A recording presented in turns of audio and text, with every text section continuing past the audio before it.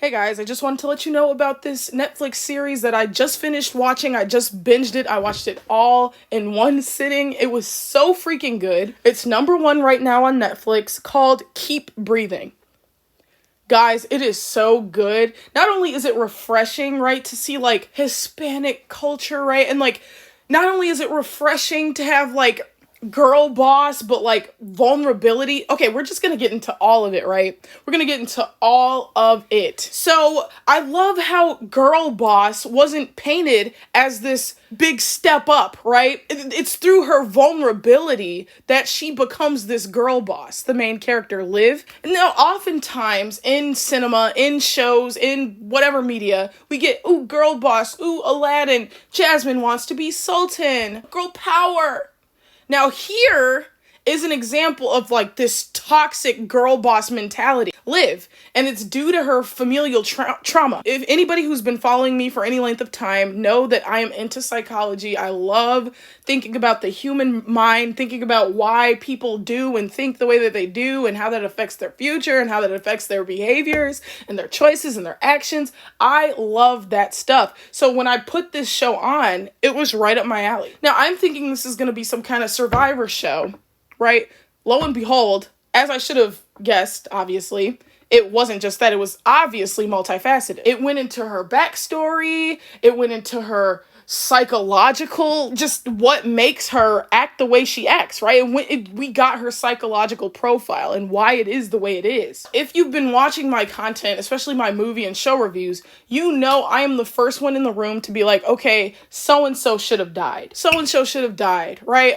In the movie Nope, OJ should have died, and it would have been so nice to see that even when you do everything right, when you respect animals, when you treat them how they're supposed to be treated, when you don't underestimate their animalistic nature, even then, you can still be a victim to them. You know, OJ should have died, in my opinion. And Nope, I feel like it would have been more enriching to the film had OJ died, right? And there are some theories that say he did die. And at the end, the black man on the horse, OJ, right, was just a figment of Emerald, I think her name was in the movie, Keke Palmer, was a figment of her imagination. There's some theories saying that, oh, he actually did die, but, you know, at the end of the movie, she saw his spirit or something like that.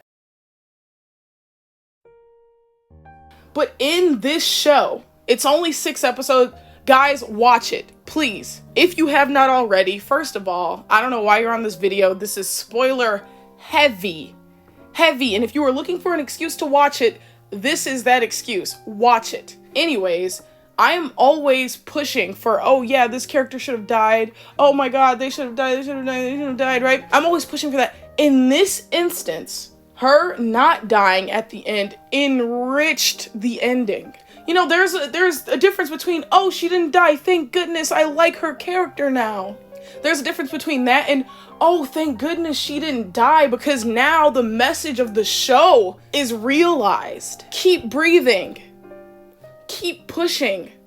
Right? She has this trauma in her life because her mom gave up on the family. Her mom, it's hinted that she has some sort of like psychotic issues, right? She takes lithium. So it's hinted that she has these psychotic issues and they affect how she behaves as a parent. The father is the exact opposite, where he did not let go, right? He decided to raise his daughter. He decided to do it. But at the same time, he had his own faults too, which we're going to get into that. But here is this story that's saying and he literally says, keep moving forward. And all of her little visions of people who have died, Sam and whatnot, woo, keep moving forward. Keep pushing onward. Do not give up. Now, one thing I really wanted to say, because I just have to say it, I think Sam was a piece of fucking shit. Like, it pissed me off so much in the plane when he opens the door, letting in all the water just so he can escape. His ass can't swim anyway. And then she drags him to shore. And the last thing he says before dying, which his death was fucking comical, because how do you wake up to groan and moan and then just fall dead in 2 seconds? I didn't understand that. Like, why did he die like that? But his last words to her, you're on your own. And boy, did that like trigger her trauma, right? Because that's her biggest fear, being on her own, even though she purposely makes herself on her own so she doesn't have to deal with rejection, the trauma of rejection. She pushes everyone who tries to get close to her away, and she busies herself with her job. Girl boss, girl power, right? I just think it's so well done, and I'm so happy somebody decided to take another angle with this whole girl boss shit. I am so glad, because that shit can get toxic so quick.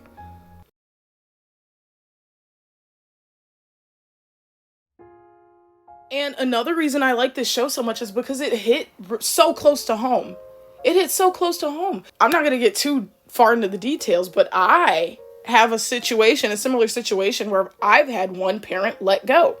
And the other parent, though they've stayed, they're still toxic as hell too. And I think the show showed that really, really well. That even though the mom was this horrible, terrible, poor mother, right? Not person. She wasn't a horrible, terrible person, but she was a horrible, terrible, poor excuse of a mom, right? She could not perform her duties as mom. She was not healthy enough. She could not do it. Even though she was that bad as a parent, as a person, she was still kind-hearted, and everything wasn't bad, right? Not all of it was bad. We see Liv smiling with her, dancing with her, having a good time. We see the mom encouraging Liv to paint and be free and just express, right? We see all of this, which is good stuff, but the good does not outweigh the bad, unfortunately. And the mom is too sick, so she decides to just give up. Instead of seeking treatment, which I'm guessing she kind of was seeking treatment with the lithium bottles, but it wasn't working. Or at least not fast enough or not well enough, so the mom took off. And then the dad, even though he stayed, I'm glad that this show didn't show, oh yeah, this is the good parent, right? They're the one who stayed. Now he's the better option, but he's still toxic as hell too. The mom was reaching out, sending postcards and whatnot, and he never said anything about that to the daughter. He hid that from the daughter, from Liv. And I like how she calls him out on that. She's like, why did you not tell me about these postcards? And then she says, there's a difference between being forgotten and being left. And since the message at the end of this, throughout the entire series is keep breathing, keep pushing, keep moving forward, I think it was a really, really nice touch that she survived in the end. Even though it looked like she was giving up, right? Her jumping into the water would have been a good place for her to die, and it would have been a satisfying, somber conclusion that she ended up dying in her quest to get back to civilization, to get back to everything she was missing out on, right? We see her pregnant, the what if I had accepted my love interest, right? I would have had a baby, I would have had this, we could have done this, woo, woo, woo, right? And no, she jumps into the water, and she lets go. She lets go of the letters, she lets go of her life, I'm assuming, right? Oh my God, that scene was so powerful when she was fighting to stay with the log, and then the log slips out of her hands, and then she's fighting to hold on to the branches. One thing that did kind of pull me out was the fact that she was relatively unharmed by that rock that fell on her when she fell in the cave, busted her head, right? She busted her head, and I'm guessing she broke a rib or two, but like, come on now, she should have had a lot more damage than that. She should not have been able to walk. And you can say adrenaline got her out of that cave, but after, all she had was a little limp. I don't know if I can buy that, but still, overall, so good. And the part that brought me to my knees crying was when she told her dad, hey, you can let go. Right, at first she did not want him to let go. He was fighting. I'm guessing he had some sort of cancer or something, some detrimental, like slow progressing, life-threatening disease, right? Some sort of like AIDS, or like, maybe not AIDS, but he definitely had something that was slowly eating at him until his final moments, right?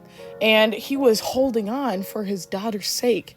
And the doctor's like, oh, he's holding on for you. He's in so much pain. Tell him to just let go. And at first she's like, no, I need him.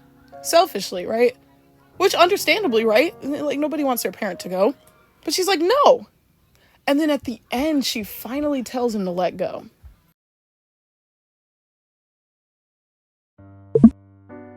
Another scene I really liked was when she went to court and she was unprepared, and the judge finally tells her, like, hey, look at your client. This is who you're failing, and it's herself. I thought that was super powerful because what you go through as a child, as an adult, it's your responsibility to like take care of that trauma, of the things that hurt you while you were a child. No one else is going to do it for you. So you have to get up and you have to heal. You have to take initiative to healing. It was super sad. All the time she would tell her parents, oh, I'm hungry, and they failed her, right? She would ask her dad, oh, why did mom leave? And he blew up on her. All of this builded trauma in her, right? To the point where she doesn't even eat as an adult. She forgets to eat. She doesn't take care of herself. She just busies herself. I thought it was super powerful and a super good scene, that court scene. That was really good. Another scene I liked a lot was the fire scene, right? After her dad dies, she like drinks herself unconscious, and then a fire starts in her apartment and she just lets it. She just allows it. She wakes up coughing. She sees the fire and then she just lays back down. I thought that was visually super gorgeous to look at. And story-wise, I thought it was so interesting, and I thought it really provided a lot of in-depth look at her character and how she's not happy at all, even though she pretends to be fine, right? Her friend at work tells her, you say you're fine a lot, and I can see that that's not the case. I thought that was super cool too. And so I definitely rate this show a 10 out of 10. 10 out of 10 because it had everything I was looking for. It had the romance, it had the humor, it was pretty funny at some points, it had the tense scenes, it had a couple jump scares, it had a bear. It was good.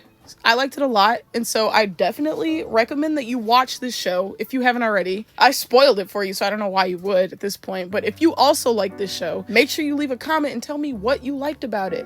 Do you think she should have died? What do you think? Was it satisfying, the conclusion with her and her mom? Let me know what you think. That's all. Subscribe for more. Bye!